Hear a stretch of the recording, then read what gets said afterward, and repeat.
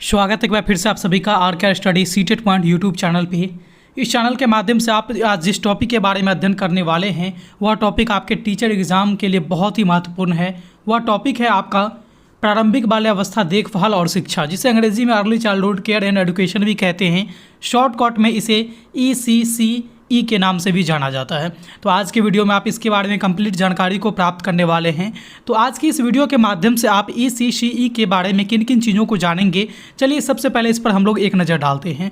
तो आप आज इस वीडियो के माध्यम से जानेंगे कि ECCE किसे कहते हैं, उसके बाद आप जानेंगे कि इसका अर्थ क्या है, साथ ही साथ इसके जुड़े हुए कौन कौन से महत्वपूर्ण संस्था है या फिर कौन कौन से क्रियाकलाप है, इसको भी आप जानेंगे। और अंत में आप ECCE की क्या आवश्यकता है, उसका क्या उद्देश्य है, इसके बारे में भी जानने का प्रयास करेंगे। तो कुल मिलाकर के बात ये है कि आज की इस वीडियो के माध्यम से आपको ECCE के बारे में संपूर्ण जानकारी मिलने वाली है। तो चलिए वीडियो को स्टार्ट करते हैं और सबसे पहले हम लोग जानते हैं ECCE का फुल फॉर्म। तो देखिए ECCE का जो फुल फॉर्म है वो होता है early childhood care and education, जिसे शॉर्टकट में ECCE कहते हैं। इसको हिंदी में कहा गया है प्रारंभिक बाल्यावस्था देखभाल और शिक्षा। जैसा कि आप यहाँ पर देख सकते हैं, अर्ली मतलब प्रारंभिक, चाइल्डहुड मतलब बाल्यावस्था, केयर मतलब देखभाल, एजुकेशन का मतलब शिक्षा। ठीक है, तो ECCE का फुल फॉर्म आपने जान लिया, इसके हिंदी में क्या कहेंगे इसे, इसको भी जान लिया। अब हम लोग बात करते हैं, देखिए इसमें होता क्या है। तो जैसा कि इसके नाम से आपको पता है कि इसका नाम ही है कि प्रारंभिक बाल्यावस्था देखभाल और शिक्षा, यानी कि बालक की जो किसी भी बालक की अवस्था होती है तो वो कई प्रकार के अपने विकास की अवस्था से होकर के गुजरता है। क्या कोई भी बालक है वह छोटा रहता है, फिर धीरे धीरे अनेकों अवस्थाएं से गुजर के वो एक दिन वृद्धावस्था में पहुंचता है।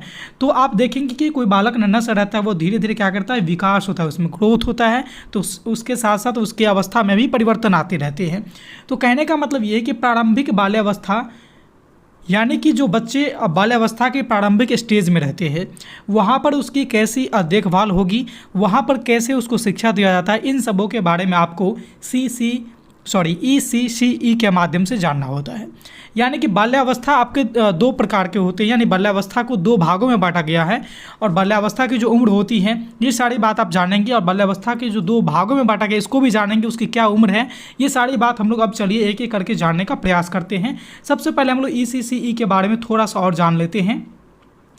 देखिए प्रारंभिक बाल्यावस्था देखभाल और शिक्षा, जिसे इसे हिंदी में कहते हैं, इसके अंतर्गत क्या होता है कि बालक के प्रारंभिक बाल्यावस्था के समय या फिर उससे पहले का जो उसका जीवन काल होता है, कहने का मतलब कि उससे पहले का जो अवस्था होता है, जो शैशवावस्था है या फिर गर्भावस्था है, उस पूरे समय का समग्र विकास एवं उस समय में शिक्षा किस प्रकार से दी जानी होती है, इसका एक रूपरेखा तैयार करके बताया गया है यहाँ पर कि इसी के बारे में आपको पूरा का पूरा अध्ययन करना होता है। प्रारंभिक बाल्यावस्था देखभाल और शिक्षा के अंतर्गत आपको इसी चीज़ के बारे में जानना होता है कि प्रारंभिक बाल्यावस्था या फिर इससे पहले की जो स्टेज होती है बालक की, उसमें बालक के देखभाल किस प्रकार से किया जाना चाहिए, किन किन तत्वों का उसमें विकसित किया जाना चाहिए, कैसे उसकी शिक्षा देनी है, कहाँ देनी है, किस प्रकार से देनी है, आपको सारे बात की जानकारी इसमें आपको प्राप्त करनी होती है। ठीक है, तो जैसा कि ECCE की अवधारणा की बात करेंगे तो इसका जो सबसे पहले अवधारणा की जो शुरुआत हुई, जहां से ये निकल के आई है, वह है आपका राष्ट्रीय शिक्षा नीति 1986,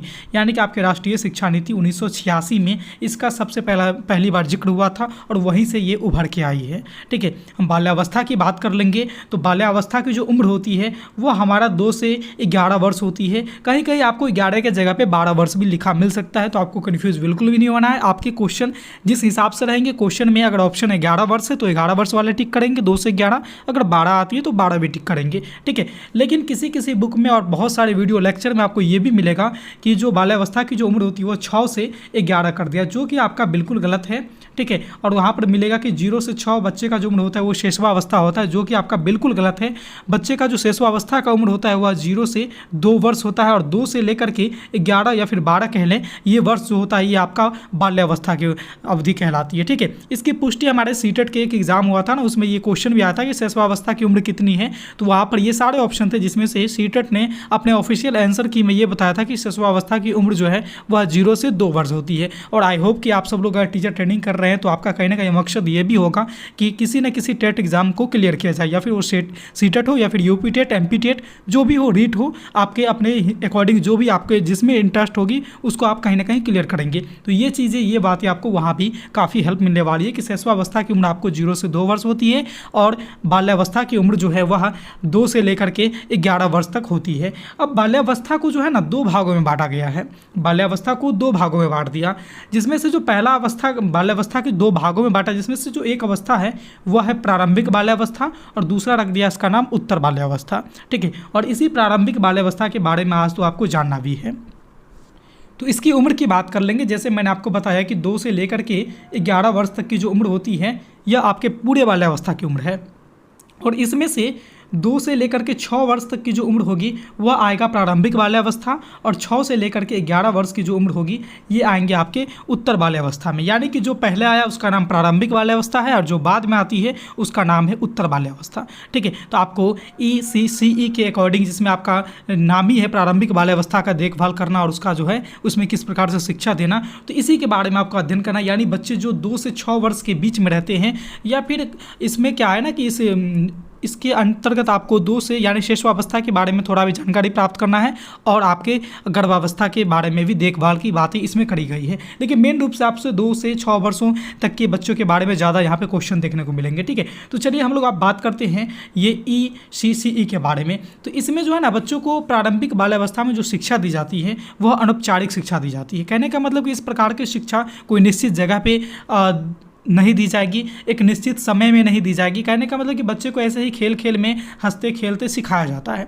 बच्चे को ज़रूरी नहीं है कि हमेशा पढ़ाया जाए या फिर इतने से इतने बजे तक बच्चे को पढ़ाना, ऐसा कुछ भी नहीं है। बच्चे को जब कभी भी इच्छा करे आप पढ़ा सकते हैं। तो इस प्रकार की शिक्षा अनौपचारिक शिक्षा कहलाती है। हालांकि अनौपचारिक शिक्षा पर मैं ऑलरेडी एक फुल कंप्लीटेड वीडियो बना चुका हूँ। अगर आपने उस वीडियो को नहीं देखा, अगर आपको ज़रूरत लग रही है देखना, तो आप लोग यहाँ पर आई वाले बटन पर प्रेस करेंगे और आपको जो वीडियो दिख रही है वहाँ पर जाकर के आप अनौपचारिक शिक्षा के बारे में पूरा जानकारी प्राप्त कर लेंगे। ठीक है, इसको आपको शाला पूर्व शिक्षा भी कहा जाता है। शाला का मतलब यहाँ पे पाठशाला यानी विद्यालय।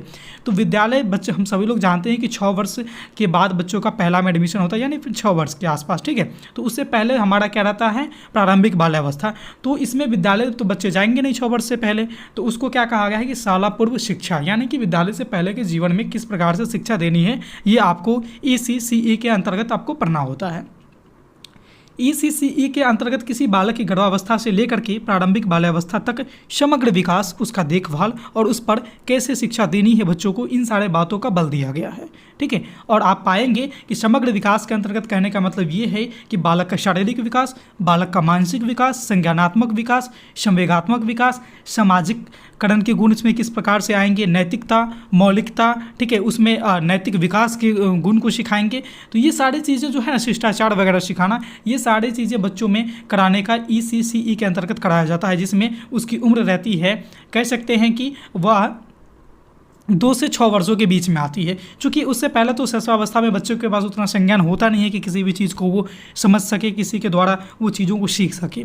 तो इन सारे उम्र में यानी कि पूर्व बाल्यावस्था की उम्र में बच्चों को इन सारे चीज़ों का विकास कराया जाता है, जो आपके ECCE के अंतर्गत आते हैं। ठीक है, अब हम बात कर लेते हैं कि ECCE से जुड़े हुए कुछ ऐसे संस्था भी चलती है जो सरकारी है, और कुछ गैर सरकारी संस्था भी आती हैं, और कुछ ऐसे क्रियाकलाप भी है जो सरकार के द्वारा भी चलाई जाती है, जिससे बच्चे का देखभाल अच्छे ढंग से हो सके, उसका विकास अच्छे ढंग से हो सके, उसका शिक्षा जो है अच्छे ढंग से मिल सके। जैसे कि आपने आंगनबाड़ी का नाम सुना होगा, बालवाड़ी का नाम सुने होंगे, प्ले स्कूल का नाम सुना होगा, या फिर बचपन में आपको भी और अभी भी आप देख रहे होंगे कि बच्चे को अनेकों प्रकार के टीकाकरण किया जाता है। उसको पोषण के लिए बहुत प्रकार के ये आहार वगैरह सरकार के द्वारा मुफ्त में मुहैया कराई जाती है। तो ये सारे चीज़ जो करवाई जाती है, जैसे आंगनबाड़ी ये 6 वर्ष से पहले के बच्चों के लिए होती है, बालवाड़ी ये भी वही चीज़ होती है, प्ले स्कूल इसमें भी बच्चे जब तक विद्यालय जाने के योग्य नहीं हो जाते हैं तब तक वो प्ले स्कूल में जाते हैं, यहाँ भी खेल खेल के माध्यम से सीखते हैं बच्चे। विभिन्न प्रकार के टीकाकरण जैसी योजना वगैरह है, ये सारे के सारे जो कार्यक्रम है वो ECCE के अंतर्गत आते हैं, जिसमें बच्चे की अच्छी से देखभाल हो जाए, उसका शिक्षा, उसका विकास एक अच्छे ढंग से हो जाए। ठीक है, अब हम लोग बात करेंगे ECCE जो है, ठीक है, इसके क्या आवश्यकता है और इसका क्या महत्व होता है, क्या इसका उद्देश्य है, इसके बारे में अब हम लोग जानकारी को प्राप्त करने वाले हैं। तो देखिए, ECCE की आवश्यकता की बात कर लेंगे तो इसका पहला जो उद्देश्य होता है, कर्तव्य होता है कि बालकों का समग्र विकास कराना। ठीक है, इसके बाद क्या है कि बच्चों को विद्यालय जाने हेतु तैयार करना, ये इसका प्रमुख उद्देश्य होता है। इसकी आवश्यकता यहाँ पे बढ़ती है। ठीक है। और बालकों में प्रारंभिक सामाजिकरण का विकास कराना, यह भी हमारा ECCE के अंतर्गत ही आता है और उसका एक उद्देश्य है, ठीक है। और भी बात करेंगे ECE के उद्देश्य के बारे में, तो बच्चों में अच्छी आदतों को विकसित करना, डेवलप करना, ये सारी बातें इसमें आते हैं। बच्चों को बोलना, उसको सुनने जैसे कौशल का विकसित करना उसके अंतर्गत, ये सारी चीज़ें आपके ECCE के अंतर्गत ही आते हैं। और भी विशेषता की बात करेंगे तो क्या है कि प्रारंभिक समय में यानी बचपन के वो जो प्रारंभिक बाल्यावस्था का जो समय होता है उसके दौरान जो भी बीमारी या फिर शिशुआवस्था, गर्भावस्था, इन सारे में अनेकों प्रकार की बीमारियां का जो रहता है कि वो उस चांस बनी रहती है कि बच्चों को हो जाए, तो उसके निवारण हेतु, उसकी को सुरक्षा हेतु पहले से टीकाकरण या फिर दवाई का मुहैया कराना, ये भी हमारा ECCE का ही एक उद्देश्य होता है, कर्तव्य होता है। बच्चों को खेल खेल के माध्यम से और साथ ही साथ अनौपचारिक रूप से शिक्षा देना, ये देखिए ये पॉइंट आप याद रखेंगे कि खेल खेल के माध्यम से बच्चों को सिखाया जाना और साथ ही साथ अनौपचारिक ढंग से, ये भी हमारा ECCE की ही एक आवश्यकता होती है। बालकों में शिष्टाचार, मानवीय मूल्य का विकास कराना भी हमारा ECCE का एक प्रमुख उद्देश्य माना गया है। तो ये सारी बातें अगर आप याद रखते हैं तो ECE से आपको कोई भी क्वेश्चन छूटेंगे नहीं, सारे क्वेश्चन आपको ईजिली यहाँ पे बन जाएंगे। और आई होप कि आपको ये वीडियो अच्छे से समझ में आ गई होगी। आपने प्रारंभिक बाल्यावस्था देखभाल और शिक्षा के बारे में कंप्लीट जानकारी को प्राप्त किया है इस वीडियो के माध्यम से। मुझे उम्मीद है कि यह वीडियो आपको अच्छे से समझ में आई है। अगर किसी प्रकार की समस्या है तो आप हमें कमेंट के माध्यम से ज़रूर बताइएगा। अगर नहीं है, वीडियो कैसी लगी, आप हमें ये बातें भी अपने फीडबैक यानी कि कमेंट के माध्यम से अपना फीडबैक हमें ज़रूर दीजिएगा। और हाँ, अगर हमारे चैनल पर पहली बार आए हैं तो चैनल को सब्सक्राइब करके बेल आइकन को प्रेस करना बिल्कुल भी ना भूलेंगे, क्योंकि जब कभी भी इसी तरह के और भी मैं रोचक महत्वपूर्ण आपके लिए वीडियो अपलोड करूं तो सबसे पहले उसका नोटिफिकेशन आप तक पहुंच जाए। तो इस वीडियो में इतना ही था, फिर मिलते हैं अगले वीडियो में नए टॉपिक के साथ। तब तक के लिए देखते रहिए हमारे channel RK study C-TET point को। धन्यवाद।